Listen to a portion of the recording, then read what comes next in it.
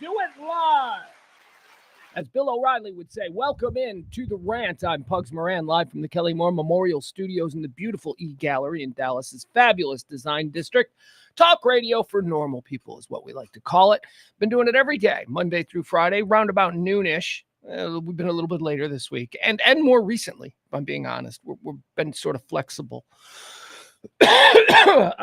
Still nursing the flu. Haven't had a fever in 24 hours. That's good. That's real good. Still feeling run down. So bear with me, but I'm all hopped up on, medications and stuff like that. I'll tell you, I told you yesterday, I went to the doc in the box and he gave me a shot. I don't know what it is. I feel like I should ask him what it is because I felt great. It's probably just some B12 bullshit or something, but it really did. Whatever it was, I don't know what I paid for. I don't know what, I don't know what it was. I got a prescription. It's like a basic flu thing. It's it's actually more for my allergies, but whatever he gave me worked. So don't be afraid to go to your doc in the box, especially if you've been sick for like 3 straight days. Why was I so concerned about getting over this? Because it's it's Super Bowl weekend. Hey, we're going to talk a little bit about the Super Bowl on today's show. But 2, it's also weekend with my boy. And it falls on Super Bowl weekend. That's fun. I think his mom and dad are going out of town. So he's, he would be with me anyway, but I don't even know what that has to do with anything. Well, it has to do with the fact that I felt a little extra pressure to get well. How about that? Like I was sick. Like I was thinking, if I'm sick, I don't want to get him sick. So maybe we skip this weekend, which is, I'm totally flexible about. This is one of them things, I don't know what your relationship is in your divorced kind of family thing. I can say that my son's mother and I have worked very, very hard at keeping, everything cool. And I would say that things are not only cool and have been cool between us his entire life, but it's downright friendly. It's downright friendly and familial.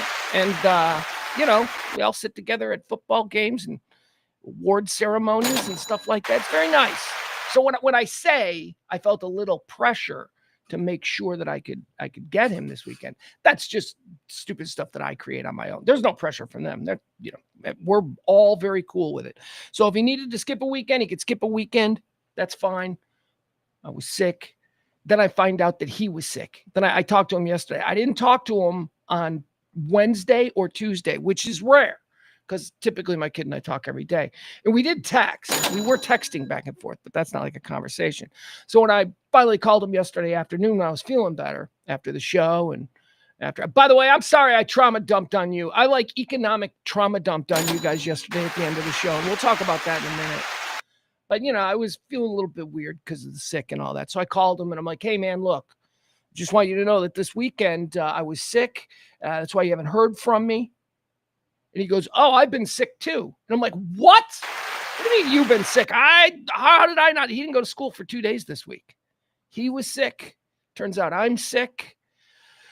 I think he's better now. But at any rate, it's weekend with the boy. Super Bowl weekend with the boy. And I got to be honest with you, I'm feeling a lot better. I don't sound great because I think everything's coming out, but I haven't. I'm eating normal. Remember, I was existing on canned peaches for 2 days. It was the only thing I could eat. It's the only thing that sounded like I wouldn't vomit it. So thank you all. We did shows all week despite my ailment. You people were putting up with the nonsense. So thank you so much. I appreciate that. Super Bowl weekend with the kid. Probably going to do a big party with E and the E family. I don't know. They get together. They do everything. They're like this really great all-American kind of. So we'll watch the game with them. I don't know what we'll do. We'll hate watch the Kansas City Chiefs because of course that's a Bills household that will be watching the game in. So I'll have more. We'll talk about the Super Bowl. I got a bunch of little fun facts we'll discuss. I'll do the picks. We'll break it down. And that all goes into what I want to mention to you here. Hey, Kojak. Kojak's here, my guy. Good old friend of the show. So yesterday when I mentioned that we trauma dumped, right? Well, it's because we had a terrible month. We had a terrible month as far as keeping the show going. We didn't make even near the amount we needed. And that's okay. We always expect that with February, right? February is where we need the bombs dropped. And people can't always do that. This is a show for regular people, okay? This is a show for normal people. I get it. I get it. But because of that, you know, we were talking about how we needed to make a whole bunch of changes on this show. This show can't take up the amount of time that it takes up in my life. If this is going to be, I'll put it this way. This cannot be the way that I put food on my table. This cannot be the way that I, pay for stuff with my son and all that. And it has been for 3 years, and you people have allowed me to do that.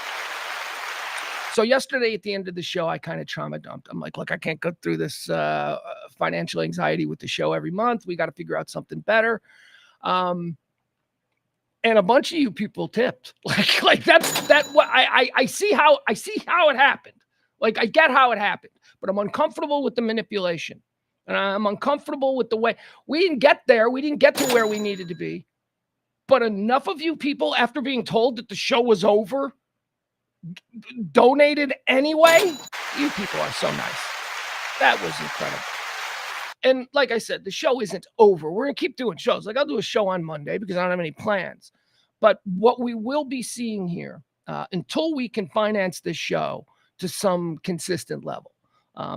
Like I said, it started out, I was thinking, well, if the show could do $200 a week, that'd be great. The whole PBS model. Like we're gonna ask our listeners to subscribe in some way. So I thought 200, and we didn't make that. Then it was 150. Then it was like 100. It's like $100 a week at this point. What the show really needs to justify its existence. And the struggle to do that means that obviously the business model is flawed. So I'm going to continue doing these shows. Like Monday, I plan on doing a show. We might be doing shows at different times during the afternoon, just based on other things that I'm doing here around the e-gallery and with other shows that I'm producing and working on for the Radio Misfits Dallas. So I'm going to put more effort into that and getting sponsorships and stuff for that. So, and if we can get those things going, maybe the show is able to have some consistency to it, but not going to completely abandon anything. We're going to do stuff. I'll be here Monday. I'll be here Tuesday. But yeah, so we got to figure that out. And by the way, here's the other thing that I decided that I'm going to do, and this is going to be a little bit different. Okay. Moving forward, the show is no longer, I'm such a hypocrite. I sit here and I rant about how talk radio needs to be about the community. Talk radio needs to be about what's going on in the area. I have not done that. I have not done that in 3 years. This show is about the globe. This show is no different than anything you see produced by CNN, right? And I bitch and moan about local talk radio, especially here in Dallas, having zero interest in local topics. It's all, you turn it into WBAP, you're hearing a dude from Flower Mound scream at you about how you voted in Washington.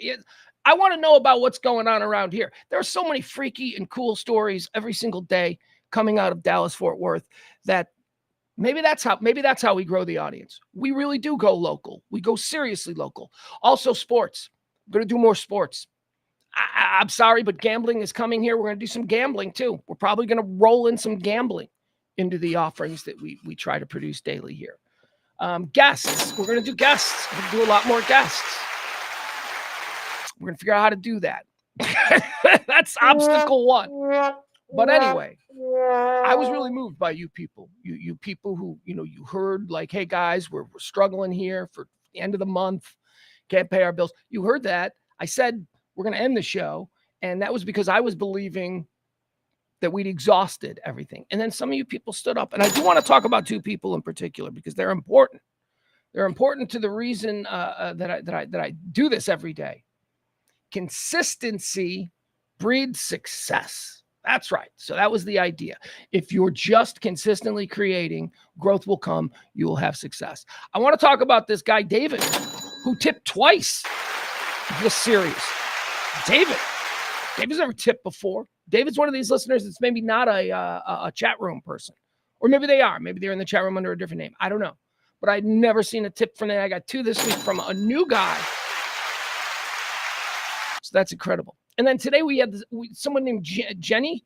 I want to get it right. I'm an idiot, but Jeannie, someone comes out of nowhere. She tips yesterday after I did that thing. So thank you guys. And that was really moving, and that was really awesome. And that's all I'm going to say about this nonsense. Okay, we're going to move on. We are going to move on now because we got a whole bunch of shit we're going to talk about. I suppose I will give you an opportunity. It's, hey, I'm not going to stop people from tipping. I don't know. I think down there it says we're about $80 short. So yeah, it would be nice to make a little something for this show, but we are left of the slash, as Kramer says. Remember that episode where he was going to try it? He test drove a car from a dealership and he wanted to drive it until it ran out of gas. And as it got close to empty, the salesman from the dealership in the passenger seat started to get really worried. And he's like, we're going to run out of gas. And Kramer's like, we're going left of the slash. We are going left. It was exhilarating for him. It was exciting. That's where we are. We are left of the slash. So thank you. All right. We don't have an executive producer today because a whole bunch of people. Kim, can we say thank you to Kim? Kim's in the chat room. I saw her. Byron, all you regulars. So thank you. Terry, Barney, everybody's stepping up. I appreciate it, man. I appreciate it. Frankie, Frankie's the best. Thank you, Frankie. All right, so here we go. Let's get into it. This is a talk show and one of the last of its kind. Don't know that on Monday we'll be doing the 4 quarters bit, right? Monday might be a little bit different. But for today, we're going to do one last time a complete rundown of all the things that are important about this day. You want to know about this day, the 7th day of February? Well, I'm your guy. 4 quarters. I do it in a stream of consciousness. Boy, that'll be hard too, because I want to start doing things with other people. So I'm going to have to get back into the idea of working as an ensemble, which means I'm a specific voice, but I'm not the only voice. And this stream of consciousness has built some terrible habits in my conversation skills. Terrible. Anyway, first quarter is antecedently on this day. That's a look back at the day's history. Second quarter is birthdays. You know what that is. Third quarter is deads. We take people who died on this day and we decide whether they went to heaven or whether they went to hell. And the fourth quarter is everything. We're going to talk all kinds of stuff. We got some cool local stuff too, man. I was going hard on the local papers. I was looking, usually I don't do all that much with the local papers. I'm going to go very hard on the local papers. Got a creeper. You got parents. You live up in the north. You live in the Denton area. You live up in the Little Elm, Denton, Lake, Dallas, whatever that is area. You got to go. There's a creeper up there. I'm going to tell you about him. Keep your eyes out for that dude. It's a weird story. What else do we got? We're talking a little Mavs homecoming. Hey, are you going to the airport to greet them? Probably not. Stop with the emails. All right, you people, angry Mavericks fans, stop with the emails. Not me. I mean, to them. You're like sending like all kinds of really ugly shit. It's basketball. Stop it. All right, we'll get into Super Bowl stuff as well. All right, what do you say we get started here? I am Pugs Moran. This is The Rant. These are the beautiful Kelly Moore Memorial Studios.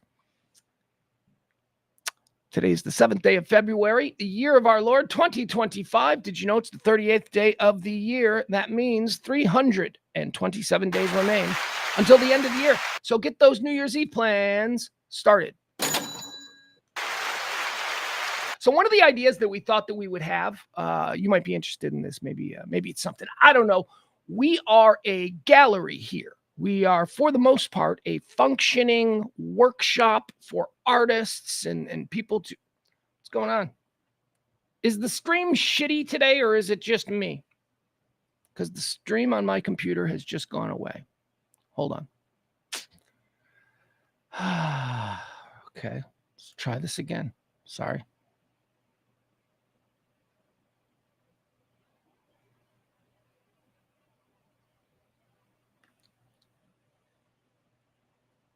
Okay.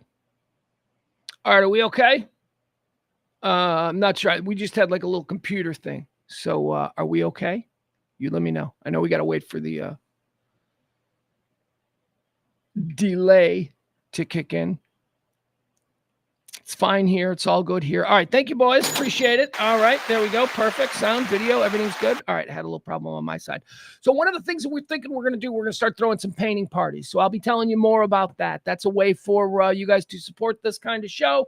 And at the same time, we all get together for a night and have a little bit of fun here at the gallery. Painting parties are fun. We're going to start doing them. So I'll have more on that. Possibly one coming up in the next couple of weeks. You know, if you've been in the chat room and you want to have a night out, come on down here. We get you painting, we get us drinking, we play some music, we talk. Hell, maybe we do a live stream. I don't know. But we're going to do stuff like that. We're going to do more. We're going to utilize this space that we have for things. So hopefully we can fold that. And maybe that's a way we make a little money at the gallery. I don't know.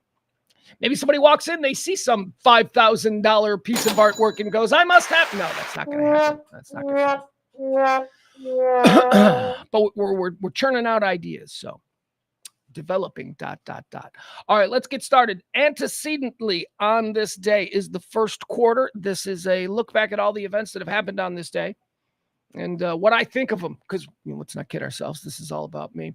On this day, antecedently in the year 1898, we talk about this all the time whenever anything concerning this big global event takes place. In 1898, the Dreyfus Affair occurs in France. This is one of the biggest things that ever happened in France. So guy's name, I don't know what the guy's name was. Something, Alfred Dreyfus. I think that's it. Alfred Dreyfus. By the way, yep, he's like the great-great-great-great-grandfather of Julia Louis Dreyfus. So back around 1898, Alfred Dreyfus, I think that was his name, he was accused of being a spy. He was accused of being a spy for the Germans, and he was written about in this magazine. J'accusais was the headline, and he was put on trial and convicted. But then they found out that the people that accused him of being a spy were the actual spies, and that he was just discovered to be investigating the actual spies. So the actual spies turned it around on him, and oh my God, they got the media involved, in the media j'accusais basically executed him. Publicly, I should say, not in reality. But of course, that was all revealed to be a plot, and he was vindicated. And there were all kinds of anti-Semitic things involved here because this dude, Alfred Dreyfus, was Jewish. It was on this day in 1898, the Dreyfus Affair. Émile Zola is brought to trial for libel for publishing J'accusais. The publisher who wrote this bullshit story about how Dreyfus did all these horrible things, and then everybody believed it. Antecedently on this day in 1898. Don't tell me that the media is bullshit now. This was from 1898. They executed this man, not in reality, but publicly. They destroyed him. Antecedently on this day in the year 1904, the Great Baltimore Fire. Oh, stop with your great fires, would you? This is like the most, as a Chicagoan, I can't bear this anymore. What is it with us? And by us, I mean fellow Chicagoans. We had a fire. The city burned down. And by the way, it wasn't even the whole city. It was just like the south side, south of the river. The whole city didn't even burn down. We have created an entire brand identity of the city of Chicago based on the fact that we have this fire. We're so unique. We're so original. We had a fire. The city burned down. Every city back then burned down at least 5 times, is what I've learned over the years of doing this. Every city burns down. They were all built out of wood and hay. Of course, shit was burning.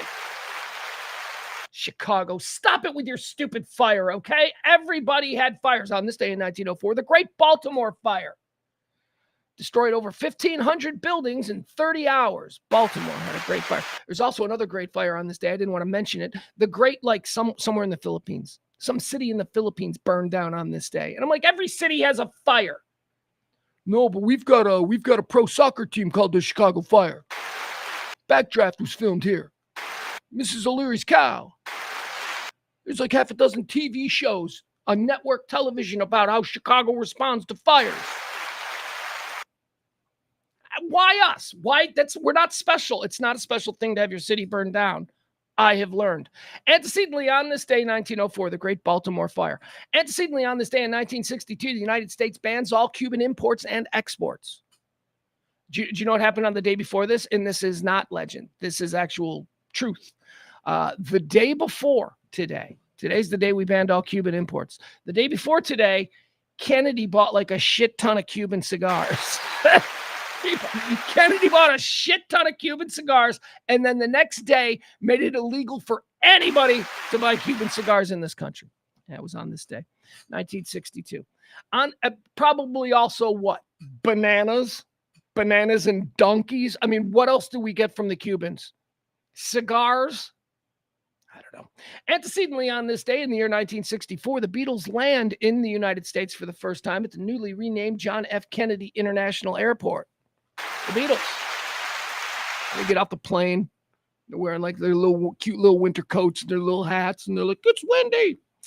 That was on this day in 1964, excuse me. On this day of I need a drink. All right, what is this now? On this day, antecedently, 1979. Ooh, some planetary stuff. Pluto moves inside Neptune's orbit for the first time. All right. Hey, thankfully, it was Neptune and not Uranus. You seriously think I'm going to do a planet joke and not find a way to make a Uranus joke? That's like, that for me, that's like a involuntary response. It's like, that's what she said. I mean, I am wired to constantly be looking for opportunities to do a butt pun using Uranus. And that's what she said. Antecedently on, that's it. We're done. I think we're not. Oh, no, we're not. Okay. On this day in 1990, here's kind of a big one. The Soviet Union went away. I wish there was a bigger way to say that. It was on this day that officially the dissolution of the Soviet Union. The Central Committee of the Soviet Communist Party agrees to give up its monopoly on power. We won the Cold War on this day. It's the official. On this day, we won the Cold War. Hey, hey, happy Cold War Victory Day. On this day in 1990. On this day in 1991, Haiti's first democratically elected president, Jean-Bertrand Aristide, is sworn in. 91. How'd that go? They took democracy, and what did they do? They just elected a bunch of thieves, bunch of populist thieves, bunch of obvious populist con man thieves. That's what the Haitians did. On this day in 1991. Oh, here we go. Yeah, I'll find a way to shoehorn some good trouble story. 1991, people. On this day in 1991, Provisional IRA, they launched a mortar attack against 10 Downing Street in London. Ah, that's some balls. These Irish Republican Army dudes, man, balls. They made they made mortars in their garage, and then they took them to England, and from across the street of 10 Downing Street, they launched a bunch of mortars. Why? There was a war cabinet meeting. This was during the Gulf War. John Major, who was prime minister at the time, was gathering with his war cabinet for, their big plans on the Gulf War. And the Provisional IRA decided, let's kill them all in one fell swoop. Didn't work because they made these bullshit things in their garage. They overshot, and it was just nobody died, but a couple of cops got hurt by shrapnel, and it was a mess. But whatever. On this day, that's some balls, man. That's some balls. You're just militia guys. You're like, let's make mortars and fire them let's try and kill the entire war machine of the British Empire in one fell swoop with something that we made in our garage. It's the Irish, man. I'm telling you, man, the Irish, they will not give up. On this day in 1991, unify that country. Let's go, King Charles. King Charles been on the job for like 2 years now. Unify Ireland, bro. You don't need Northern Ireland. You don't need it. Doesn't mean anything to you. Antecedently on this day in 2013, the U.S. state of Mississippi. Jeez, this is. Why even do this? Why even do that? Why not just pretend you've done it all along? Because it was in 2013, 12 years ago, that the state of Mississippi officially certified the 13th Amendment, which is, no slavery. So it was just 13 years ago. They got 12 years ago, whatever it was. They got around to Mississippi's like, hey, you know what? You know how everybody else in the country has this 13th Amendment part? You know how we haven't officially said that we're down with making slavery illegal? Maybe we should do that in 2013, they said in Mississippi. All right, that's going to do it. Antecedently on this day, let's do some birthdays. These are people born on this day. Let's find out if we like them or if we just think they ought to go kick rocks. Born on this day, some birthdays. Here we go. 1812, Charles Dickens. I don't know anything about I got to be honest with you. I don't know anything about Charles Dickens. And I should. I mean, I can sit here and I can fake it and I can pretend. I've never read a Charles Dickens book. And if I'm being honest with you, all of his shit that was turned into movies suck.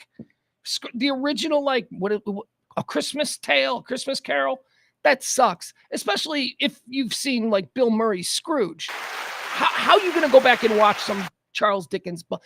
I don't know. Oliver Twist, right? Isn't that another one? Lisa wrote about poor people. No, thank you.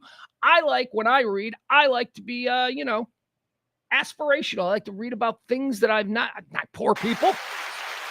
I don't know anything about Charles Dickens. I'm sure he's great. Happy birthday. Born on this day in 1812, Charles Dickens. Okay, now we're going to move all the way to 1960 for the Charles Dickens of our times, Robert Smigel. Robert Smigel. Born on this day in 1960. Robert Smigel is a friggin' genius. Robert Smigel is a friggin' genius, and he's one of these guys, and they fall through the cracks of American popular culture, especially in the comedy division. They fall through the cracks. And it's like they are directly tethered to like all these incredibly great things, but we don't necessarily think of them. You know, you think of Wayne's World, you think of Mike Myers, you think of Ace Ventura, you think of Jim Carrey. There are people, Adam Sandler, you think of Waterboy or Happy Gilmore, whatever. You don't do that with certain people. I always tell you about Doug Kinney. Doug Kinney, who's one of the great geniuses of our time as far as comedy goes. Nobody knows him. I mean, he wrote Animal House and Caddyshack, but other than that, nobody knows him. Robert Smigel is exactly like that. Robert Smigel, born on this day in 1960, comedy writer supreme. Comedy. I'll give you two things that he did. Two of the millions of things that he has done that has made you laugh over the years. One, he's Triumph the Insult Comic Dog. If you've ever seen Triumph the Insult, for me to poop on. Hysterical. My kid, 5, 6, 7 years old, man. We're just watching YouTube. We're just running through Robert Smigel Triumph videos. How about the Ambiguously Gay Duo? The Ambiguously Gay Duo. That's Robert Smigel. TV Funhouse cartoons. That's Robert Smigel. He's genius. Born on this day in 1960, the great Robert Smigel. Born on this day in 1960 as well, James Spader. He's a creep. James Spader. I know you're supposed to be able to, not treat the artist, quite in the way that the art makes you feel. But I've never been made comfortable watching James Spader on TV. Whether it was, the asshole that he always played in the John Hughes movies from the 1980s. He was a Brat Pack asshole. That's who he was. Hated him. Always hated him. Blacklist. Hated him. I just don't like him. Screw you, James Spader. I don't like you. You're a creep. You know who else is, though, too? Judd Nelson. Judd Nelson's kind of a creep. Like, he kind of gives me a creep vibe. Born on this day in 1960, James Spader. Don't know why Judd Nelson just caught some strays, but born on this day in 1962, Garth Brooks. He's a superstar. Though, what's his deal? Is he a rapist? Wasn't he accused of being a rapist like a couple of weeks ago? Months ago? I don't know. Years ago? Who knows? The rape charges against celebrities, they come fast and furious. I sometimes lose track. Chris Gaines. Hey, remember that? That was wild. Moving on. Garth Brooks, born on this day in 1962. Born on this day also in 1962. Eddie Izzard.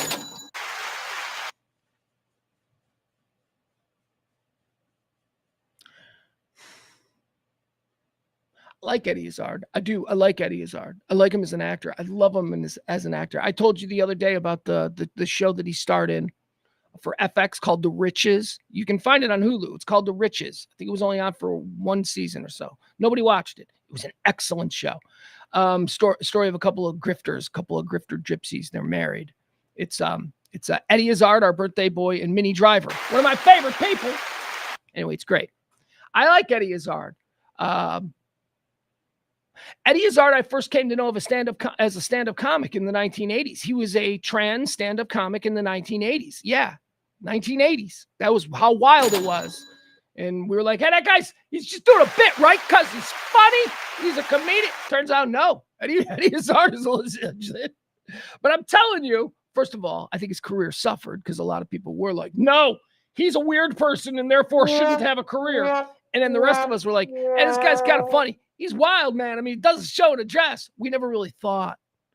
I mean, I don't know. I thought he was just being, Boy George. Like, I didn't think Boy George was gay either, or trans, or whatever. I don't know. Hey, I grew up in a world where there were two things. There were men and there were women, and there were straight and there was gay, and that was it. We all got along fine. At least in my neighborhood, we did. Ain't nobody picked on Ricky. We all knew what was going on with Ricky. Ricky was part of the group. We didn't have to talk about it. Ricky didn't have to talk about. My point is, that's where I come from. So now we got all these different things. Eddie Izzard was like one of the first people that I'm like, whoa, what is he? I got to kind of figure this out. He's a guy, right? But he dresses like a girl. And then he does straight acting roles. And he's really good. And I'm like, he's a really good actor, character actor, like a guy actor. He's really good at that. And then for like the last 10 years, he's pretty much been exclusively running around like a woman. So, all right, whatever. Happy birthday, Eddie Izzard. I don't know what's going on with you, but keep doing good stuff, and I'll keep watching. Born on this day in 1962. Born on this day in 1965. How about Chris Rock? Let me ask a hard question that goes against programming. This goes against programming. It's a hard question. Is Chris Rock overrated as a stand-up comic?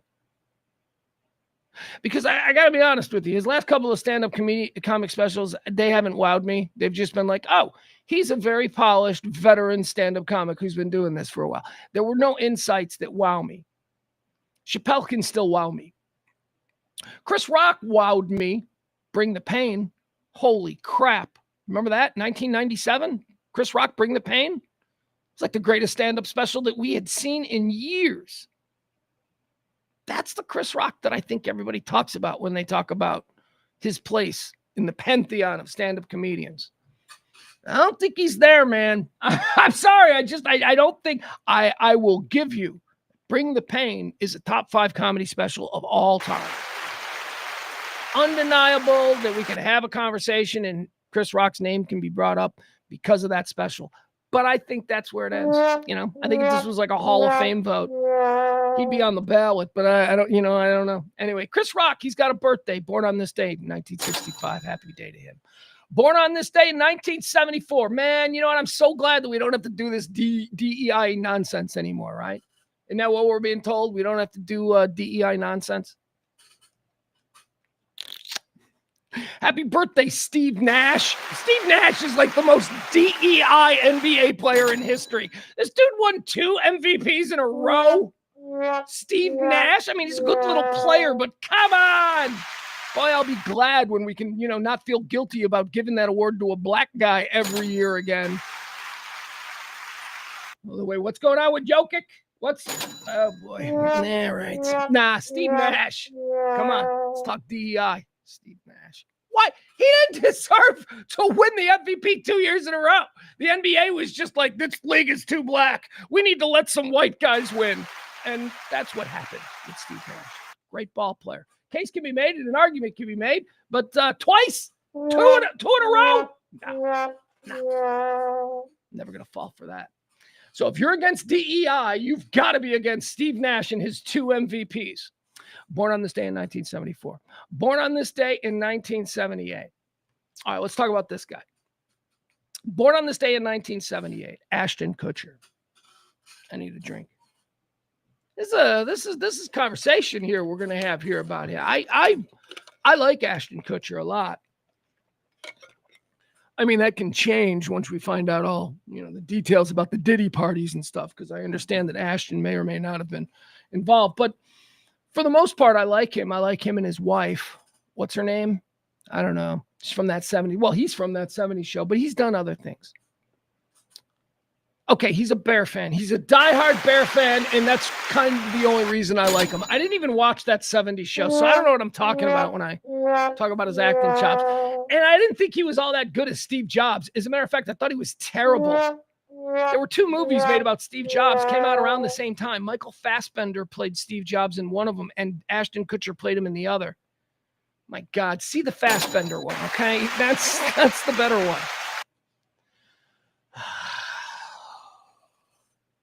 But I don't know. Like I say, I don't have any. I do wonder this about Ashton Kutcher. Do you guys know about Ashton Kutcher's a twin? He has a twin brother named Michael. And interestingly enough, and for reasons I do not understand, but they were estranged for a period of time. And that's odd. It's not odd for brothers to be estranged. It is odd for twins to be estranged. And here's the thing.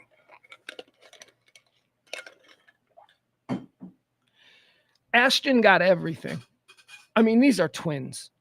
Ashton got everything. I don't know what goes on in the womb there when the 2 babies are in there together or whatever. Ashton got everything. Ashton got the charm. Ashton got the looks. Ashton got, put in the position to have the career, and then the smarts, because Ashton Kutcher is a very smart guy, very smart businessman, early investor in things like, something. I don't know. A bunch of things like Uber Eats and stuff like that. He was all over it. Okay. So he was very smart with his money. Ashton got all of that. Ashton's brother, his twin brother, Michael, was born with severe health defects. He was born with CP, cerebral palsy. So Ashton Kutcher's twin brother has CP. He also then, when he was very young, his heart went bad and he had to have a heart transplant as like a 7-year-old kid.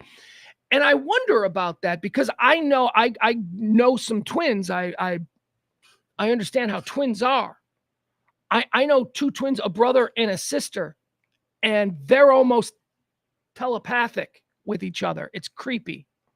Actually, it's kind of wonderful, but it's, so knowing the connection that twins have and understanding the great imbalance between Ashton Kutcher and his brother Michael, I wonder what kind of and then learning that when Ashton Kutcher was like really taking off, there was an estrangement between the 2. And I have to wonder, does Ashton Kutcher walk around with this incredible guilt?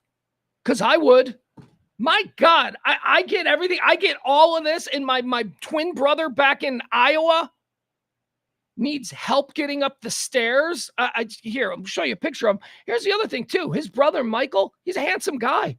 So it's like, the Ashton Kutcher, the Kutcher family genes, he's a handsome guy. I mean, he's obviously somebody who's got some difficulties.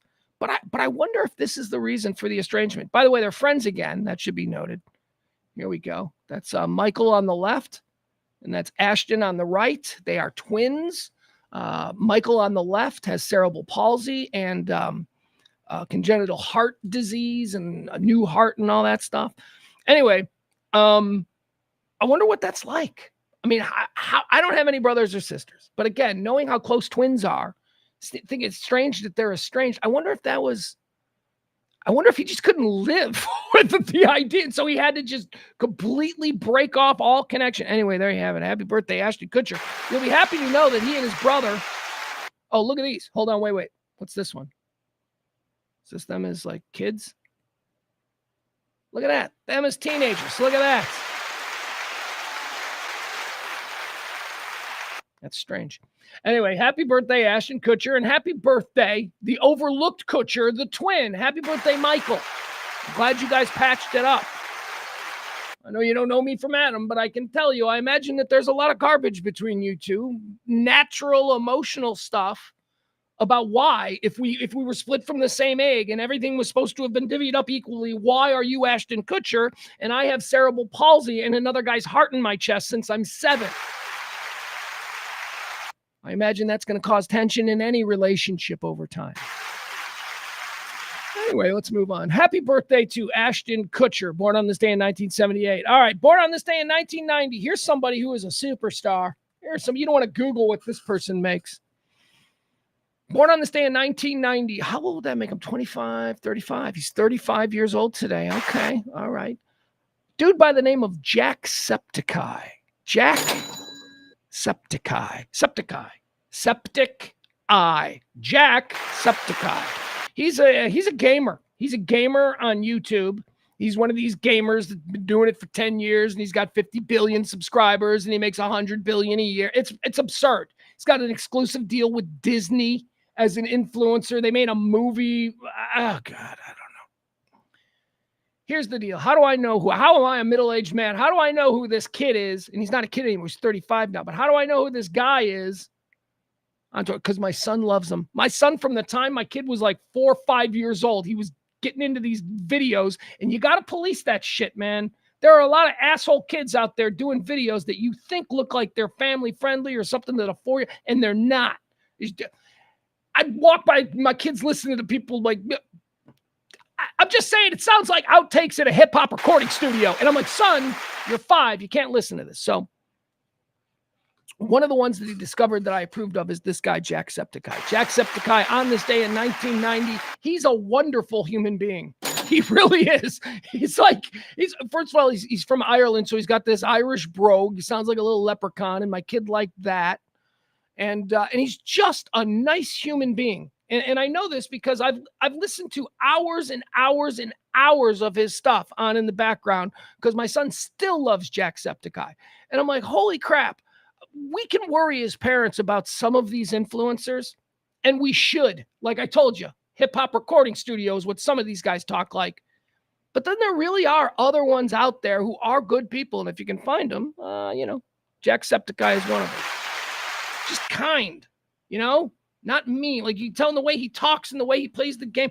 He's funny as hell, but also a good dude and a kind human. Jacksepticeye, happy birthday to you. 1990 is when that kid was born. All right, let's go. Quarter 3. Let's do the deads. These are people who've died. These are people who've died.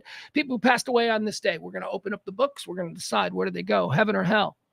Some of these are going to be easy. Trust me. One of them we know is going to be really easy. Dead on this day. This one, for example, dead on this day in 1979 and going straight to hell. And my question is, how did this son of a bitch live until 1979? Joseph Mengele. German SS officer, physician, the butcher of Auschwitz, or wherever he was. He was Hitler's favorite doctor who did all of the cool-ass experiments. How did he live to 1979? Well, I'll tell you. Went down to Brazil or South America, somewhere down there, got a fake name. There were already a large contingent of Germans down there, a large burgeoning German community. And he went down there, he took another guy's name, and he lived there until 1979. Joseph Mengele. Go straight to hell. Monster. All right, here's the other guy. This dude's like the opposite of Joseph Mengele. I'm going to preemptively put this crazy hippie funster. I'm going to put him in heaven because he died young. When did he die? On this day in 2000. How old was he? Too young. Not old at all. Died on this day in 2000. He was kind of a staple of Gen X television shows. Like, if you watch TV at 8 o'clock on a Tuesday in 1977, there was a chance there was a show on. Maybe it featured mimes, looking at you, Shields and Yarnell. I don't know. Maybe it had a juggler, that kind of stuff. Stand-up comedy. And a magician. And the best, my favorite when I was a kid, Doug Henning, ladies and gentlemen. The great Doug Henning died on this day in 2000. You guys remember Doug Henning? He was like a super hippie. He was like a crazy hippie dude, big buck teeth, crazy hair, rainbow bedazzled jumpsuits, and doing magic, just doing the same old bullshit magic that we'd seen everywhere else. But he had a different presentation because he was like hippie, man. And it's just like a really, you know what? I'm just going to show you. Let's watch a little Doug Henning, dead on this day in 2000. This is Doug Henning from The Tonight Show.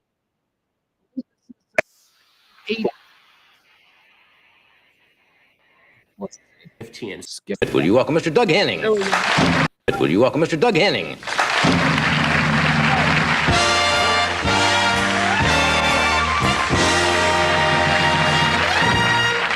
All right, first of all, I got to point out, look at him. He's dressed like a video game character before there was such a thing as video game characters. Look at him. He's dressed like a Mario brother or something. I wanted to teach you something. This is a wonderful illusion here, and Johnny's going to come over and help me in a second. Okay, we got 5 minutes. Ready? Incredible double sawing a woman in half. And I have two beautiful young ladies here, volunteers. Here's Nancy Hammond and Ginger Yee. They're going to be sliced right down the middle. And Johnny Alvarez and DJ here are going to help me. All right, let me point something out here. Let me point something out about Doug Henning, and this is why I'm putting in heaven. Did you notice what he did there? He did something very deliberate. He did something. He name-checked everybody. All of these assistants who are on The Tonight Show, all of these assistants have called their family and their friends and said, we're going to be on The Tonight Show. Doug Henning was a big star back then. He was doing all kinds of TV stuff. Doug Henning still knew enough that kind of thing means something to the minions that make his show go. Doug Henning name-checked all of these people, and I know you might be thinking, Pugs, that's nothing. No, in showbiz, that's something. That's something. He's a good dude. He name-checked them all by first name, even like the assistant. It's crazy. Anyway. And I have two beautiful young ladies here, volunteers. Here's Nancy Hammond and Ginger Yee. They're going to be sliced right down the middle. And Johnny Alvarez and DJ here are going to help me. They're lying right down. Two of them got their full names, first and last. Johnny Alvarez and I don't know who the first one was. Now, this is pretty important because Johnny's going to saw this young lady in half, and I'm going to saw this one in half. Now, sometimes a girl... I think you know how this goes. All right, there you go. We know how that trick goes. He saws them in half. They're not really dead, which is kind of a funny premise, right? Like magic. Like that, like it's obviously a trick because a guy can't get booked on the Johnny Carson show. I'm going to murder 2 women on stage tonight, but don't worry, it's going to be okay. You know what I mean? So it's kind of the flaw in magic. It's obviously a trick because there's no way you'd allow someone, it's a trick when you book this act. So you're trying to fool us. That's why Kelly always hated magic. I love that about Kelly. Kelly hated magicians. She despised my former partner, Kelly. She despised magicians. Whenever we would have a magician, and she's like, I have no respect for your art. Your art is entirely based on deception and lies. I don't understand how you can sleep at night making money, knowing that all you do is lie to people. Show me how you do it. Now you won't tell me. Oh, because you've got a code suddenly? That's what she used to say. She was funny. However, I like magicians. Doug Henning, we're going to put him in heaven. That's it. That's the first 3 quarters. We're rolling now into the 4th quarter of today's show. Once again, I'll remind you, we need tips. Tip if you can. All right, let's get into the 4th quarter, all the things that are important in this day. First, I saw people already talking about in the chat room. We got a missing plane. We got a missing plane. This happened last night. Oh, I was watching it live until I realized that it's like, oh, I don't know if this is a real missing plane story. Like, okay, I mean, it's a real story. Don't get me wrong. There's 10 people on this plane, but the media does this. Whenever there's a situation that draws all of our attention, like the Black Hawk helicopter slamming into the regional commercial airliner last week, that makes everybody hungry for that kind of story, right? So the media then purposely goes out and looks for those stories, ones they wouldn't on any other day report on, right? And then a couple of days later, we had this very strange situation where the plane in Philadelphia crashed Friday, a week ago tonight. Terrible situation, medical jet with a little young female patient on board. Went down like a missile right in front of a mall in Philly. So that was weird, right? So we had those 2. So now last night, we're a week out from the last one. So now last night, a regional carrier with 10 people on board in Alaska went missing. And apparently people use this kind of air travel in Alaska all the time. Like if you're one of the 15 people who live in Alaska, you probably fly in one of these planes every day because it's the only way in Alaska that people can get around. Because you know what Alaska has? Airfields. You know what Alaska doesn't have? Highways. So if you got to go like 10, 15 miles outside of Nome or whatever, the only way to get there and get around in Alaska is to get on a plane, fly. So it's a fairly routine thing. And apparently these planes crash a lot. Like there's a lot, it's pretty common for these things to go down, and it doesn't get reported. And the reason this one is being reported and the reason that we're hearing all about this one is because it directly ties into a story that they've already wet our beak with from last week. That's all. Doesn't mean that we don't have best thoughts for the people and it's not like a terrible situation and how horrifying, but all right, I'll give you the details on it. Let's see here. Where was it going? It says searchers in Alaska scour frozen tundra and icy seas for missing plane with 10 aboard. Searchers flew over stretches of ice-covered seas and scoured miles of frozen tundra Friday for any sign of a plane that went missing while carrying 10 people in western Alaska. The Bering Air Caravan single-engine turboprop. God, that just sounds like a disaster. Flying in Alaska, like you're flying over stuff that is being described by the media as frozen tundra in a single engine turboprop. Oh no. See, again, I have to compartmentalize these horrible stories that we hear. These horrible stories, we hear them and we are afraid of them. Managing our response to these stories, I believe, is important. So I create these boxes. Again, getting hit by a Black Hawk helicopter as my regional airliner jet lands, that could happen to me. That I could be on a jet and just be like, okay, let's get ready for landing, and then have another helicopter or whatever kill me, right? That could happen. I'm not going to be in a 10-person single-engine turboprop flying around Nome, Alaska. That's not going to happen. It's not going to happen. I think the Philadelphia plane crash, the med jet, that's scary. That's scary as well, because that could happen. That could happen to any of us. Any of us could need to be. I mean, most of us, the only time we'll be on a private jet is if it is like a med jet, something like that. But yeah, that one's scary too. This one, look, prayers up for everybody involved, families and whatnot. We always want to keep a good thought going. But I'm not afraid of this story. Sorry, media. You didn't scare me with the missing plane in Alaska. I'll tell you, want to know what scares me? Alaska scares me. As a state, Alaska is like it's like speeding in a red convertible driven by a drunken, beautiful party girl. That's what Alaska is, Just like scary. It's scary. It's like it's thrilling, but it's scary, Easy on the eyes, but you're gonna die. You're probably gonna die. That's how I feel about Alaska. It's beautiful. I just feel like I shouldn't be there though. Something's gonna kill me. My chances of being stomped to death by a moose increase greatly when I place myself in Alaska. So, being risk averse as I am, we're gonna try and avoid that. Pictures, plenty of nice pictures of Alaska. Don't need to go there. What else do we have here? Let's see. What else? Oh, did you guys know about the asteroid? Yeah. Okay. So there's an asteroid. Okay, now you're in my backyard, fuckers. I love the space stuff. You crazy? Like I always say that this country is ruined. This country's ruined. We got 15% of people on the right who are nuts. We got 15% of people on the left. They're nuts. It's up to the 70% of us that are left to do business. So here's the asteroid story. So there's an asteroid out there, and there's a good chance it's going to hit us. Jeremy, there's an asteroid coming, and there's a pretty good chance it's going to hit us. Not a great chance, but, odds are odds, and, we're talking about human extinction.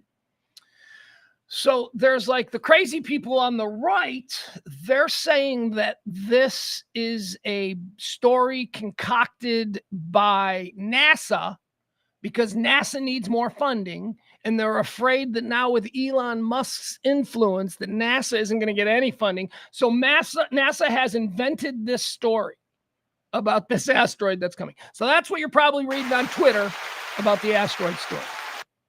Problem with that is that it wasn't NASA who announced it. It was the European Space Agency, okay? And they're not dependent on the U.S. government for funding, and they're not worried about Elon Musk. And then it was confirmed by the Indian Space Agency. Now, they have slightly different numbers. For instance, breaking news. NASA has now also come on board.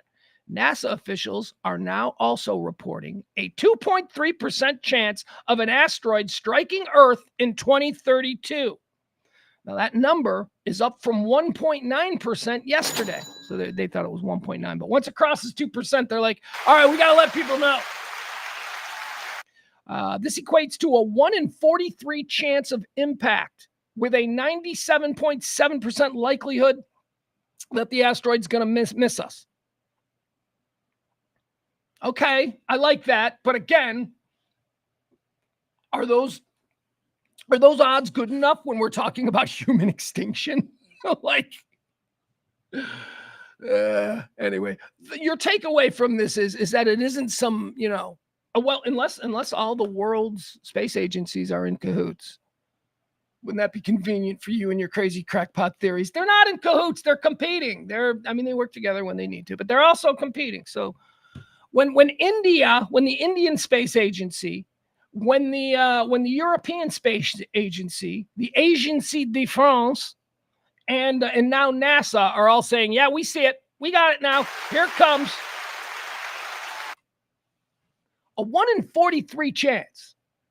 That doesn't sound as good as a 97.7% likelihood that it'll miss us.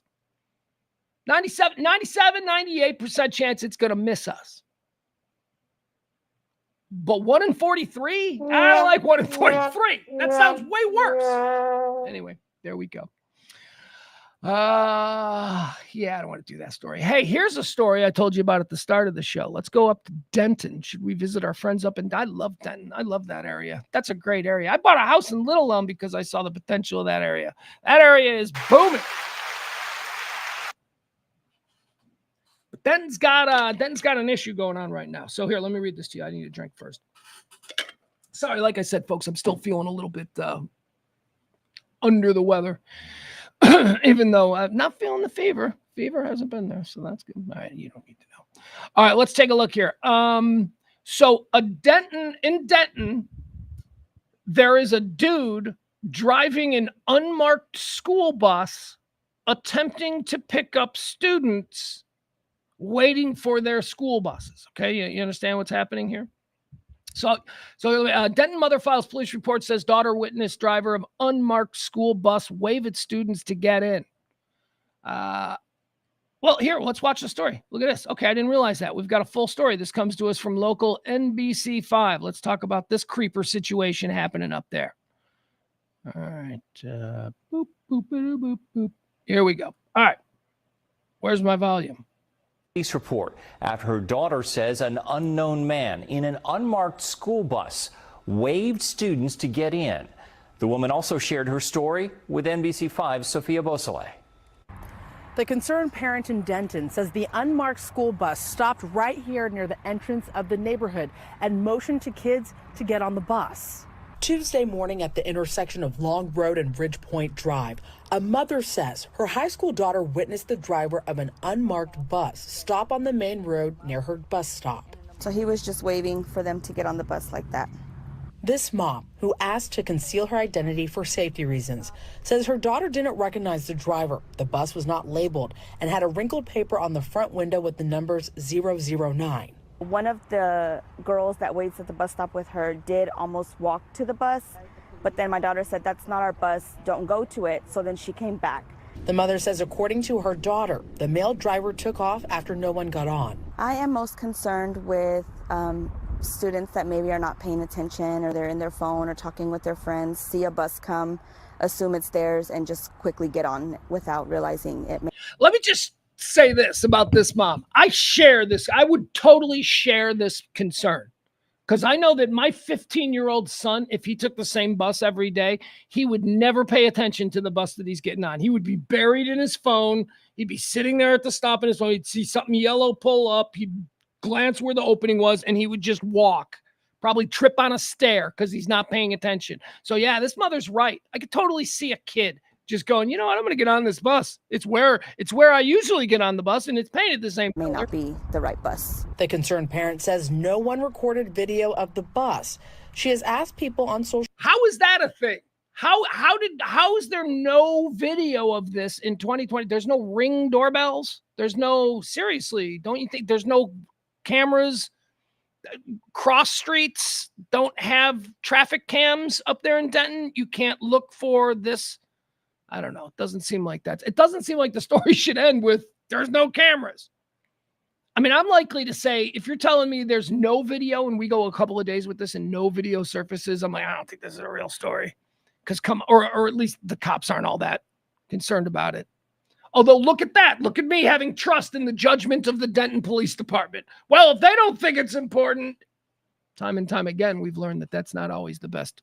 Social media to come forward if they've had a similar experience. Parents to talk with their kids and just have them always aware and alert to make sure that they're, looking to make sure it's their bus that they're getting on and not just a random, because we don't know what people's intentions are. A spokesperson for Denton ISD says that was not a district vehicle and was not associated with Denton ISD. Denton police confirm a report was filed on Wednesday and officers are looking into the claims. All right, so there you have it. There's a creeper in an unmarked school bus rolling around Denton, or at least one mother and two daughters would have us believe. Well, actually a daughter and a friend. So let's just say it's true, right? I do think that if we go a couple of days and there is no video, there's no Ring doorbell, there is no public video from this happened here. I mean, let's see where this happened. I mean, there should be. Hold on.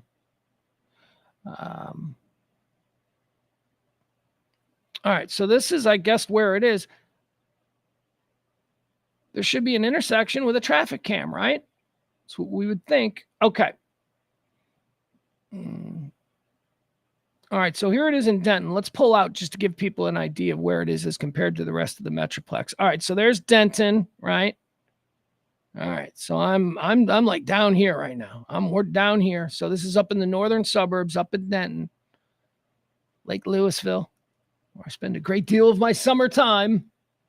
All right, so it's this nice little neighborhood here off 286. Where is it? Right here. All right, so this is. You're telling me none of these? All right, hold on. Wait a second. It's across the street from a school? There's going to be cameras. There's no way. Okay, so if this is the intersection where they say this occurred, all right, I do not see any noticeable cameras anywhere here, right? There's no like traffic cameras or anything because there's no light. But this is a school? This is a school right here? You're telling me there are no cameras anywhere at this school that the police can pull to find out if this is in fact a fake? All right, so there you go. So here's my other thought on this, though. Let's go with the idea that this is that it's real, that there is some guy out there, and we would assume nefarious purposes, right?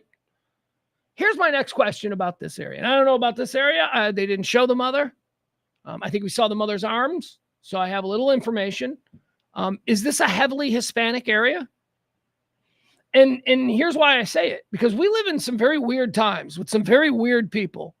We've seen examples of people taking their understanding of the new implementation of Trump's immigration policy into their own hands. We've seen this.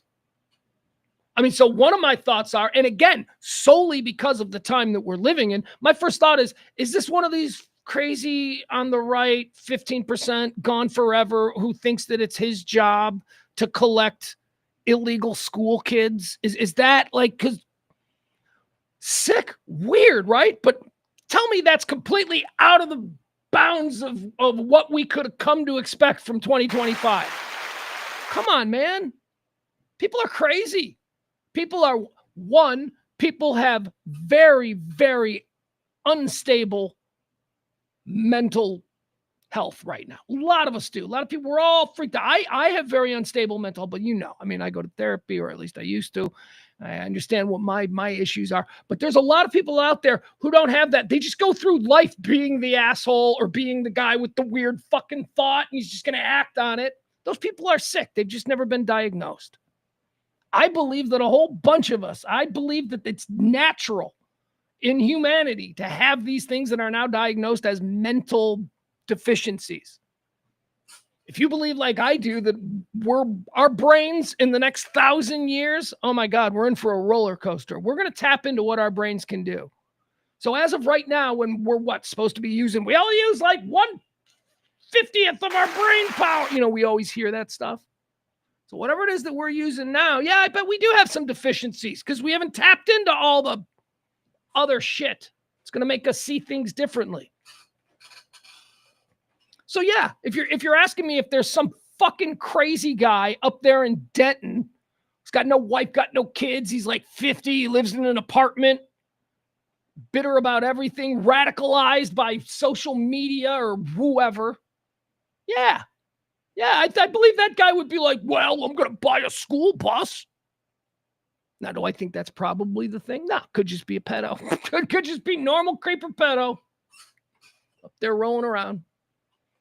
Or maybe it didn't happen at all. Maybe this is just a complete misunderstanding. Anyway, Denton, keep an eye out. Oh yeah, Adam lives in Denton. Let's see with him. He says it's just north of Loop 288 on Elm. It's right by the football field and the water park. Yeah, I saw that in the map. It's right next to a very nice water park.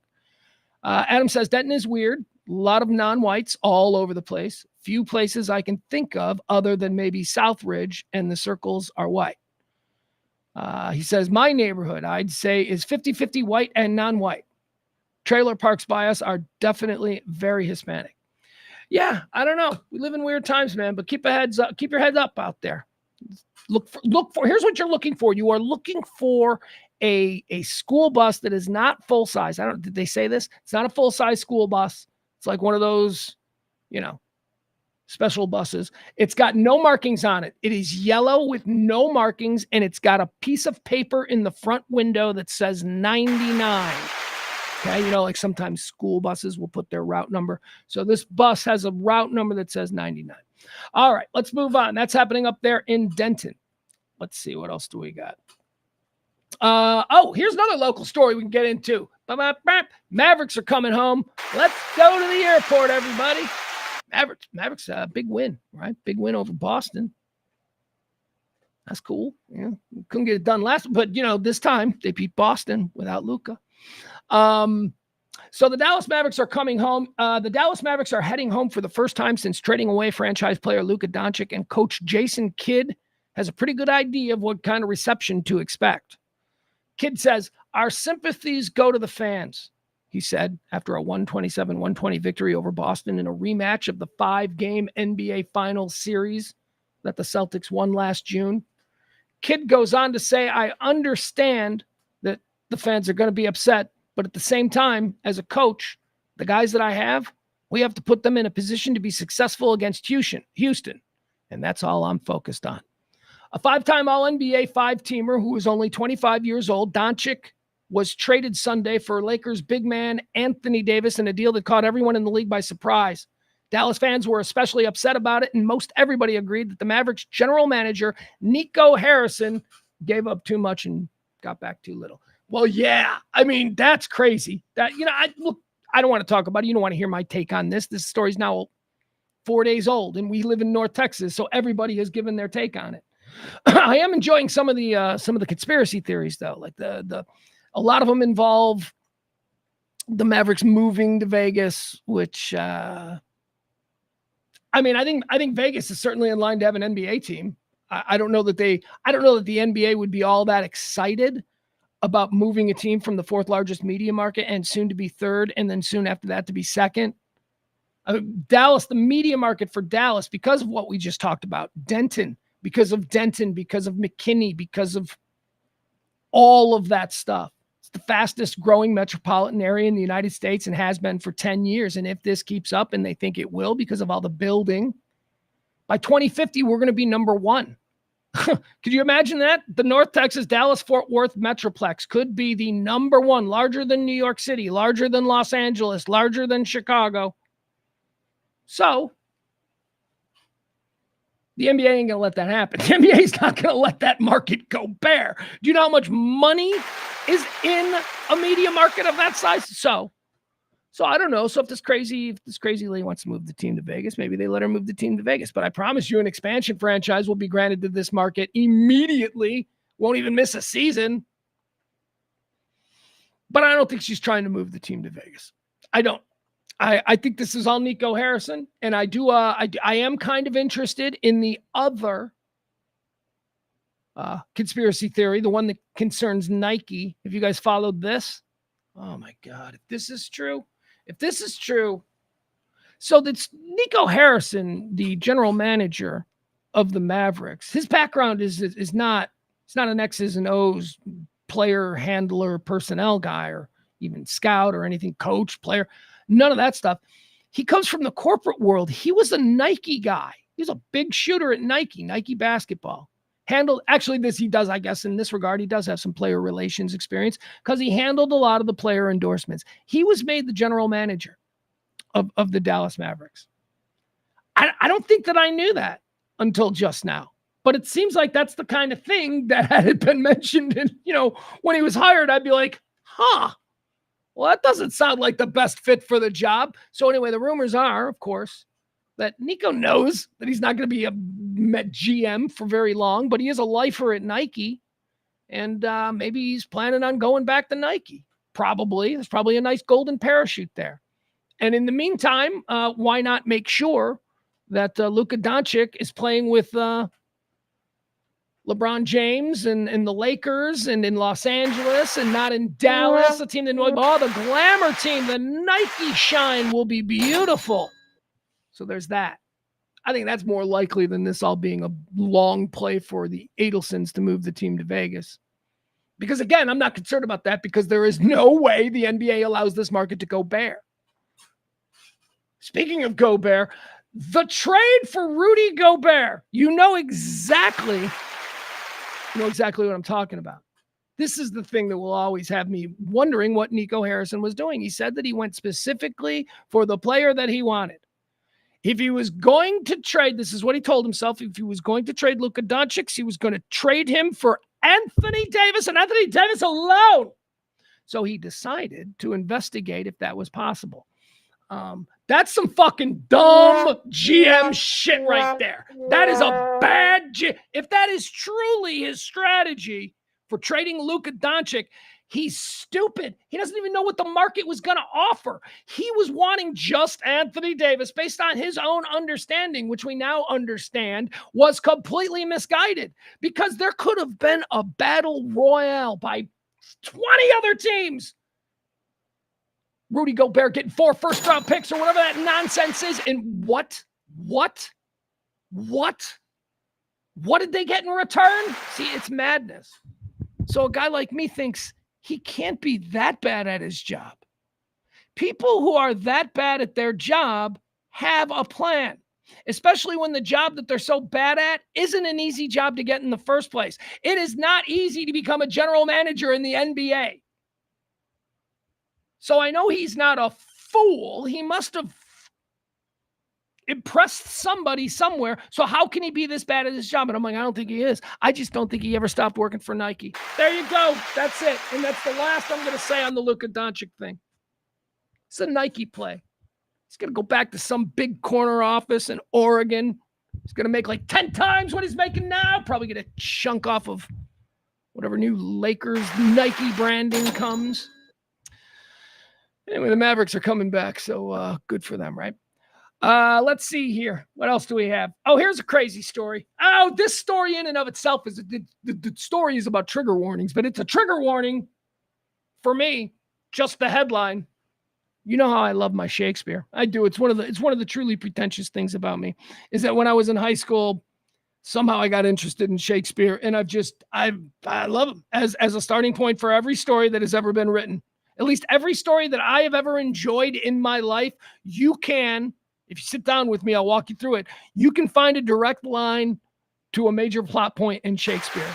Every writer uses Shakespeare. It's become the outline for telling a story. Anyway, so I'm a bit of a Shakespeare truther, if you will.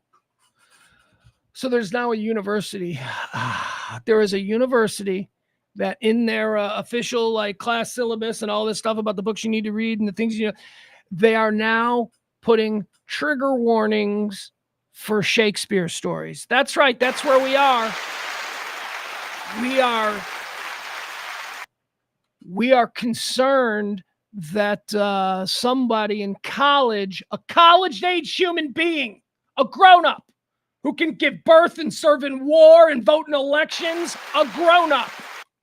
We're concerned that these people might be horrified and traumatized to learn that Romeo and Juliet's about suicide. So we're gonna put a trigger warning there. Hey, warning! Romeo smoking. Is there also a smoking? They smoke in Romeo and Juliet. I don't know if they do, but that's the kind of bullshit. That's the kind of nonsense. This is the stupid shit that is directly the reason for November. Okay? Understand that. This trigger warnings for Shakespeare now, because our delicate little flowers who are like between 18 and 22, college-age kids, they now need to be prepared for the brutality of Shakespeare because they're such fragile daffodils. University adds 200 trigger warnings, including extreme weather and mourning, to Shakespeare. Students also receive alerts over use of knives and popping of balloons in several of the playwright's top works. What do you mean popping of balloons? So like before they put on a play of Shakespeare, because that would be the only way. You couldn't read a description of balloons popping and be traumatized, could you? Balloon pops, shocking everyone in the room. Like you don't react that way when you read it, but maybe if you're in a play, you're like sitting in a theater and suddenly pop. Okay, I can understand why that would be a trigger warning, because in this day and age, crazy people with guns and stuff. So, okay, that one I'll let go. Drama students are being warned of suicide in Romeo and Juliet after a university put more than 200 trigger warnings on words of Shakespeare.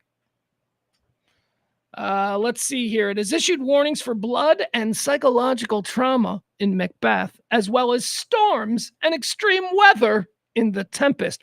What? Wait, what?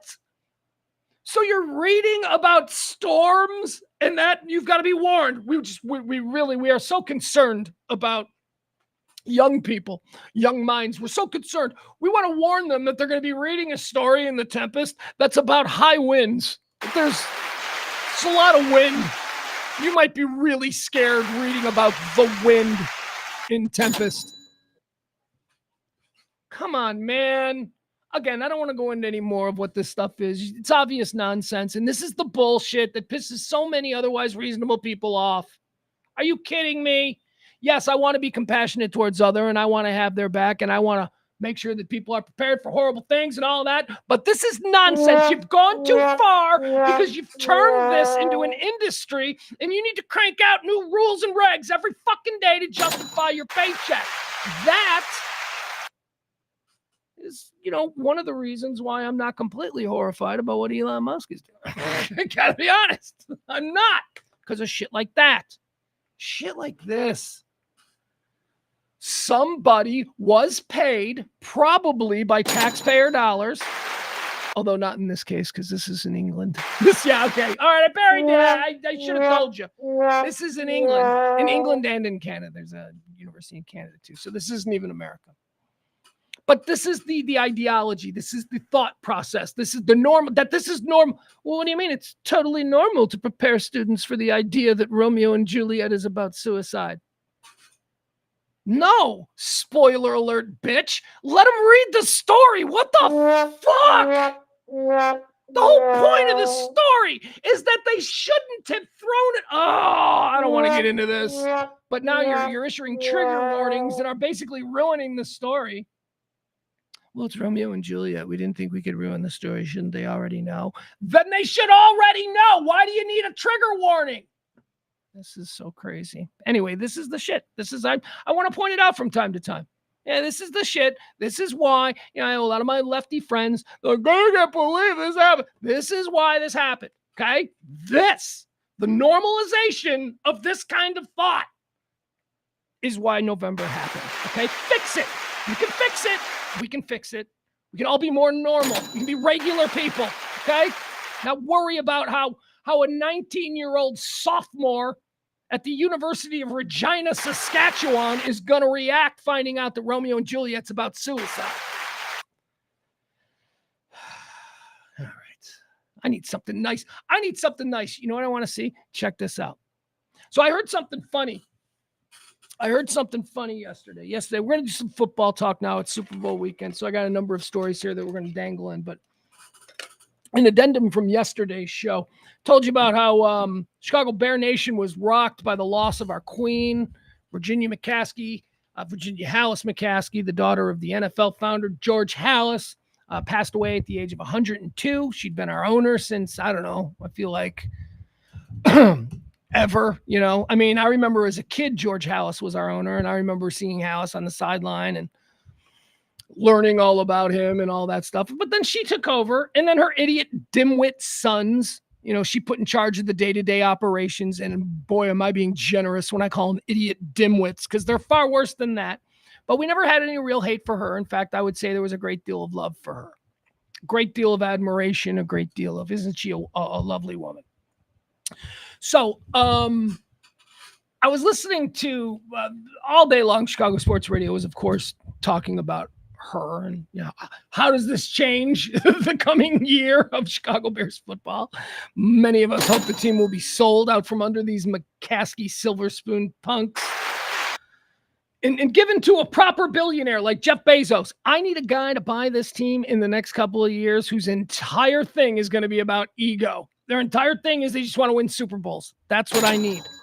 Our current ownership is only in the football business. They need to turn a profit every year. Their number one goal is not. They can cash out, probably get $8 billion, maybe 10. I don't know. We'll see how it goes. Get a couple of these crazy billionaires involved, have it be an ego thing. It could go up to $10 billion. Bezos wants it. There's already been Saber around it, so that's what we're hoping. So that whole conversation was taking place. But in that conversation, there was talk about the George Hallis Trophy. The George Hallis Trophy is awarded to the winner of the National Football Conference, the NFC, the NFL, really. It's the NFL trophy. That team, the NFC team that will be representing the old NFL in the Super Bowl, wins the George Hallis Trophy. On the other side of it is an AFC trophy. The Super Bowl trophy is the Lombardi Trophy. Vince Lombardi, winner of the first, 40 Super Bowls. What did Lombardi do? Like the first couple. So the Lombardi Trophy is for the Super Bowl, and the George Hallis Trophy is for the champion of the NFC who represents the NFC in the Super Bowl. They were talking yesterday about how she got handed that trophy twice. Virginia Hallis McCaskey got handed the trophy twice. And they went on for they're having this deep conversation. They're like, wow, think about how special that moment was where she's supposed to be handing the trophy to somebody. As the daughter of George Hallis, it's her job to, whenever the NFC champion is announced, to be in the locker room, and here on behalf of my father is the George Hallis Trophy. But in this case, she was going to hand it to herself, so they had to do something different. Now, the trophy was only established the year before the Bears went to the Super Bowl in '85 after the '84 season. So it was really her first time to be able to award the trophy, and she awarded it to herself. Now, why is this interesting? It's funny because they had this big discussion on the Chicago Sports Radio show yesterday I was listening to, where they're like, wow, think about that. Think about being handed the trophy named for your father. I can't imagine that's ever happened before. That's got to be. Name a sport. I mean, what is...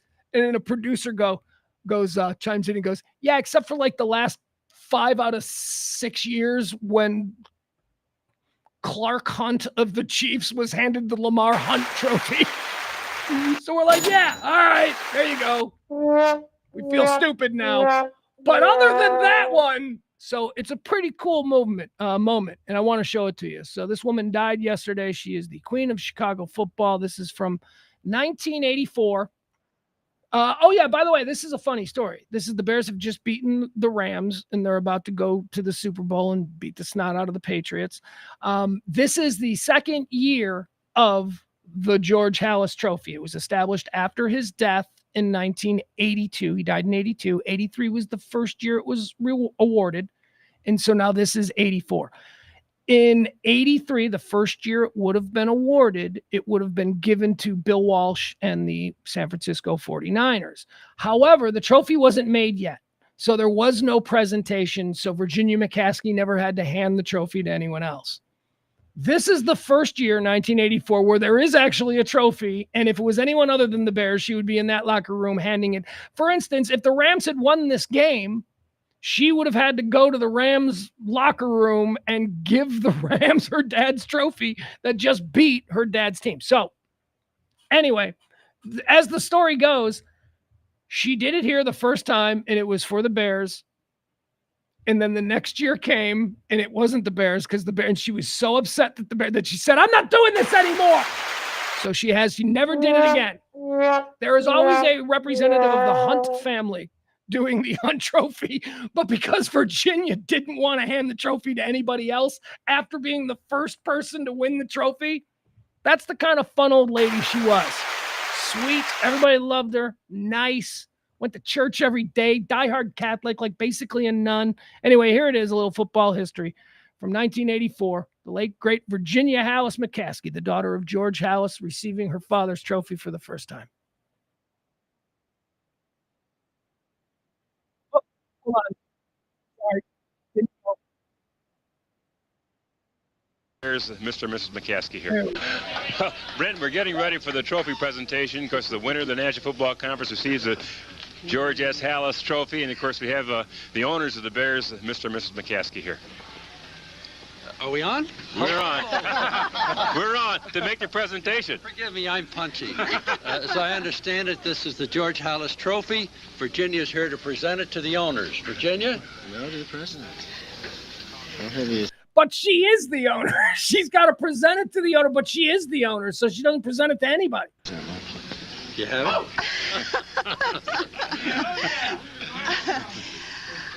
First of all, I want to thank all the coaches, the Chicago Bear coaches. Oh, yeah, buckle up. Oh, yeah, buckle up. You're going to get a Chicago lady accent here. She's got a real strong one. And the Chicago Bear players. I'd hate to think that I had to do this over in the other side of the locker room area.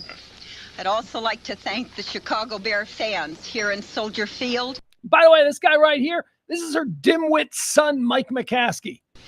And in Chicago and everywhere for all the love and support that they've shown to us during this year and especially today. This trophy was established by the National League owners in March of 1984. And last year, the 49ers won it, but there wasn't a ceremony like this. The trophy wasn't ready for presentation. So this year, we have it right here in Chicago. Well, Mrs. McCaskey, of course, Virginia McCaskey is George Halas's daughter. Congratulations to you, but you're going to make your presentation, of course, to the president of the Chicago Bears. Yes, I am. I just want to mention first that a lot of people have said to me this week, or this year, isn't it too bad your dad wasn't here to see this? Well, I think he's been with us the whole season, and I think he's here with us now, and he'll be... All right, and so will you, Jenny. So will you, Mama Bear. So will you, the queen of the NFL, Virginia Halas McCaskey. That was nice. All right, let's get into some more football stuff because it is Super Bowl weekend. I'm very excited. I haven't even discussed it with my son. I think this is the first Super Bowl we're going to watch together. Oh, no, wait a second. I'm sorry. We've got another. No, that's right. We've got more. Okay, this is a football story too, but it's not necessarily Super Bowl related. I found this interesting. This broke this morning. The NFL has announced their latest international game. You know, the NFL, they like to go places. Playing in Mexico, playing in London, playing in Germany, playing in Vietnam. I don't think they did that one yet, but maybe. Who knows? Don't know what kind of a hunger there is for American rules football in Vietnam, but we'll see. playing in Brazil, right? Didn't they go to South America? I think they did. Mexico? I think so. Well, they've added a new one. Here we go. And I'm very excited about this one. This is fun. The NFL has announced that, well, here, I'll just show it to you. Why not? Yeah. Why not? If the NFL is going to announce it this way, I may as well do them the justice of rewarding their hard work. Here we go. There is a new international destination for an NFL game to be played next season. The Pittsburgh Steelers are the home team. Here you go.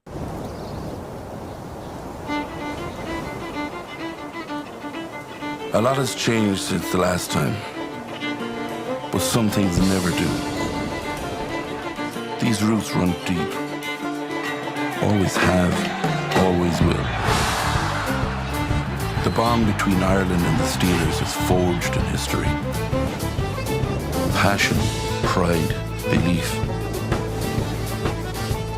You see, black, gold, and green are just meant to be. Music, football, and tradition are intertwined in the spirit of Ireland.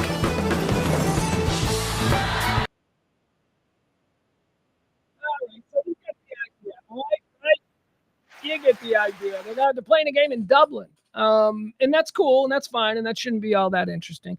Why? But why the Steelers? One question. Why the Steelers? Pittsburgh doesn't have an? Why is Pittsburgh the designated home team for this game in Dublin? There's not a well-known and established Irish American population in Pittsburgh, not that I'm aware of. I don't know. Whatever. Anyway, I wouldn't know who would be appropriate to play in Dublin. A New York team, a Chicago team, but they're the New England Patriots. They're not the Boston Patriots. That would be the obvious one because of the large Irish American community in Boston. I don't know. Whatever, I'm excited about it. I think that's interesting. And here's the craziest part. Okay? This game next year is going to be played at Croke Park. Croke Park is going to be the location for the NFL game between the Pittsburgh Steelers and one of their teams. You know what Croke Park was? We celebrate, we don't celebrate, but we honor Croke Park, the Croke Park Massacre from Bloody Sunday in the history of the Irish Revolution. This is what happened at Croke Park. Now there's an NFL game.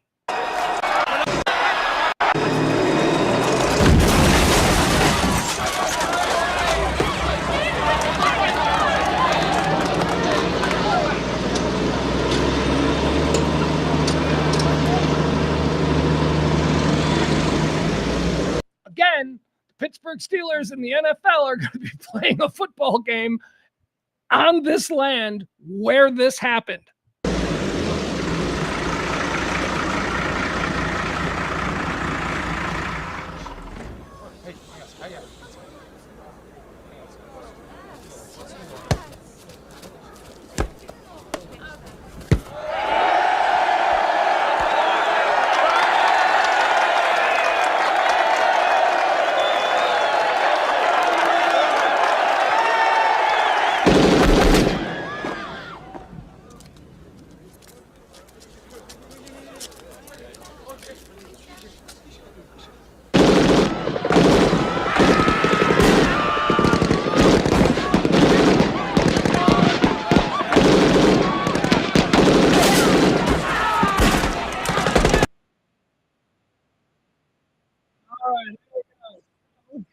Watching that Pittsburgh Steelers game, remember some bad shit went down on this field once. The British Army rolled in and just slaughtered a bunch of people watching a sporting event. It's going to be at the Croke Park. All right. Who are they going to play? We don't know. I've been able to do a little research trying to figure out if maybe the opponent that the Steelers will be playing over there in Ireland as the away team, or the away team. Who is the away team going to be? If the Steelers are the home team, who's the away team?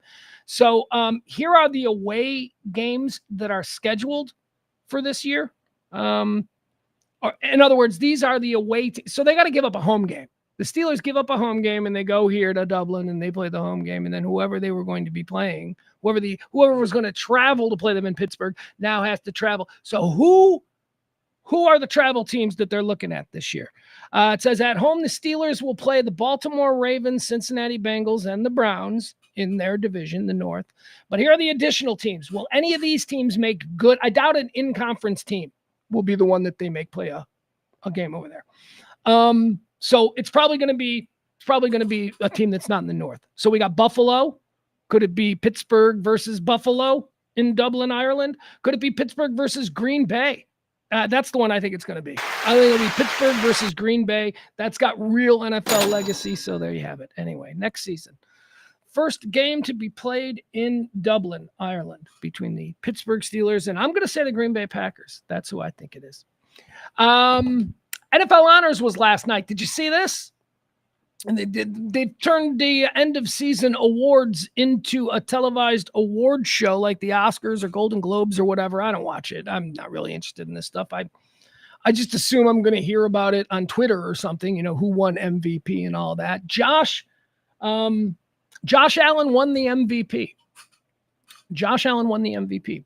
And a lot of people are like, huh? How did that? Because it really did seem to me like it was Lamar Jackson, especially, since isn't this like the first time ever that a guy has been voted all-pro quarterback and then not won the MVP? So if you were to so according to the all-pro selections, so if you were to, the best quarterback is Lamar Jackson. He's the best. You'd take him over Josh Allen because you had a chance to vote for both him and Allen, and you voted for Lamar, and you took him. But then the MVP, the same people who vote in what is essentially the same criteria, now suddenly they're giving the award to Josh Allen instead of...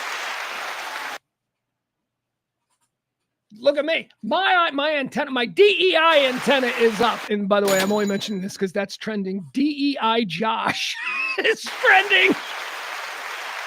No, I did a little bit. It is interesting. So if you look back the last couple of MVPs, let's start it here. I think it was in the post Brady era. Okay, since Brady's been gone, I believe it was Rodgers. Right? Rodgers. It was Rodgers. Aaron Rodgers won the MVP 2 years in a row. Then I think it was Lamar Jackson. Then I think it was Mahomes. Then was it Rodgers again? I don't know. Whatever it is, it seems like they're cramming in a new white guy because they're looking at it going, well, we're just going to give this award to Lamar Jackson or Patrick Mahomes every year. DEI Josh, he shouldn't be the MVP, or at least he should be, all pro. Lamar, they should line up is the thing. They should line up. The all pro quarterback should also be the MVP, or at the very least, you can't give it to another quarterback. You could have Lamar be the all pro quarterback, and then you can give the MVP to Saquon. That's fine. But you can't have a quarterback be your all-pro quarterback and then go, but a quarterback's the best player in the league, and then not make that best. You know what I'm saying? It doesn't make any sense. I'm happy for Josh. Look, they gotta split. They gotta share this. Think about it, man. You are playing football in the era. You're a quarterback in the era of Mahomes, of Burrow, of Lamar. You constantly, so you got to mix it around. Every year can't just be Patrick Mahomes or Lamar Jackson, because it sure as shit ain't going to be Aaron Rodgers anymore. So they need a new white boy to fold in. So here comes Josh Allen. That's what people online are saying. That's not what I'm saying. I'm just telling you what people are talking about. I think it's funny. Who would I would have voted for Lamar Jackson for MVP. I would have, but if I had a team like right now, and you're like, you can have one quarterback to run your team, I would take Caleb. I'm riding with Caleb. He's young. He's on a rookie deal. No, I'm kidding. I would take Lamar. I think Lamar is just, I think he's a unicorn. I think he plays the game of football from the quarterback position in a way that we've never seen. Yes, we're all dazzled by Patrick Mahomes. But, I think Patrick Mahomes is a tremendous athlete and a fantastic quarterback and one of the three best quarterbacks in the league right now. Oh, really? Are you being that generous? Well, I'm not just going to give Patrick Mahomes the greatest quarterback title like everybody else does. There's a conversation to be had about this stuff. And I think that Lamar, for me, I put Lamar at the top of that. But again, all right. I also think that I put Josh Allen above Patrick Mahomes. I think Patrick Mahomes benefits greatly from Andy Reid. I think Andy Reid's the best coach in football. I think Andy Reid has been the best coach of football for decades now. And he ain't quitting either. Did you see that? They asked him point blank. They asked Andy Reid. They said, hey, you going to retire? Is this it? You win? Is this it? Are you out? And he's like, hell no. He's like, I'm not going anywhere. And I'd be like, hey, Andy, though. I don't know if you saw. I don't know if you've seen Bill Belichick is squiring around on his arm. Have you seen that? That's what's waiting for you out there, old walrus face. Andy Reid. Yeah, Bill Belichick. Did you see him and his girlfriend at the NFL honors? Bill Belichick is 73. His girlfriend, turns 18 next week? Seriously. No, I know that's a joke, but his girlfriend's like 23. He's 73. His girlfriend's like 23. I mean, when you see her, you're like, I get it. I mean, I understand. Bill Belichick, you know, he lives his life knowing that he's nothing without Tom Brady. That's right. I'll never forget Bill Belichick, head coach of the Cleveland Browns. That's my reality. I remember that. NFL honors. I don't want to go through them. Do you care? Nobody cares about NFL honors, right? All right, let's talk about the Super Bowl. Here we go. Let's do some picks. All right, so who's my pick for the Super Bowl? Super Bowl is between the Philadelphia Eagles and the Kansas City Chiefs. This is a real devil's deal. Let me hear the chat room. Let me hear your picks and let me hear your scores. I want to hear what you think. Like I say, it's a devil's deal because I'm not a known fan of the Philadelphia Eagles, right? I'm like, I don't root for them, and my son hates them, so it's never been fashionable for me to like. I don't give a shit about, who I love Donovan McNabb. When I was little, I used to like Randall Cunningham and all that shit, but I don't have any love for the Eagles. I don't have any real hate, right? The way I do for like the Green Bay Packers and the Minnesota Vikings. That's like in division hate. So I understand why Cowboy fans are so, they just despise the Eagles. I feel kind of the same way about the Kansas City Chiefs. I don't despise the Kansas City Chiefs. I'm just tired of the Chiefs. And, I hear these football experts told me, oh, you're tired of the Chiefs, huh? You're tired of watching excellence. Oh, shut up. No, I'm tired of watching the same group of people beat the same group of people year in and year out. I'd like to see other people have that experience. It's not about excellence, because if the next team wins, they're going to be fucking excellent too, because it's the Super Bowl, you disingenuous jerk. So the next time anybody tells you what, you don't enjoy watching excellence, just shoot back with that. Whoever beats them is going to be excellent. Stop it. So I don't know. I don't like Patrick Mahomes. I don't. I'm sorry. I don't like him. I know it's fashionable to be like, oh, he's just a good old boy. No, he's not. He's got like a dirtbag family. His family's weird. His wife sucks. I'm not a Patrick Mahomes fan. I will say this. Patrick Mahomes himself seems to be the best of the lot. And that's something. Like, he's better than his brother. He's better than his wife. He's better than his dad. He's better than the average Kansas City fan. I do not like Kansas City sport fans. I don't think that people from a city as insignificant as Kansas City should have so much glory. I don't think it should be a thing.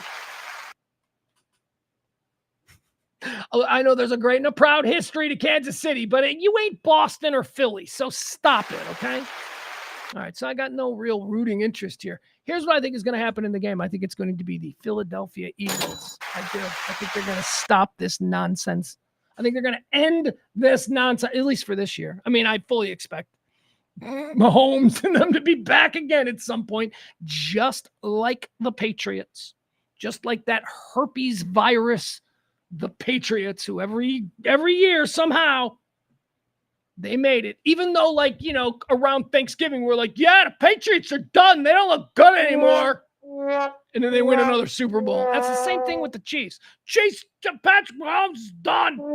Reed can't do it anymore. We all shout after week 5. Okay. But I think it's going to be the Eagles. I think here's my pick. I got the Eagles 27-24.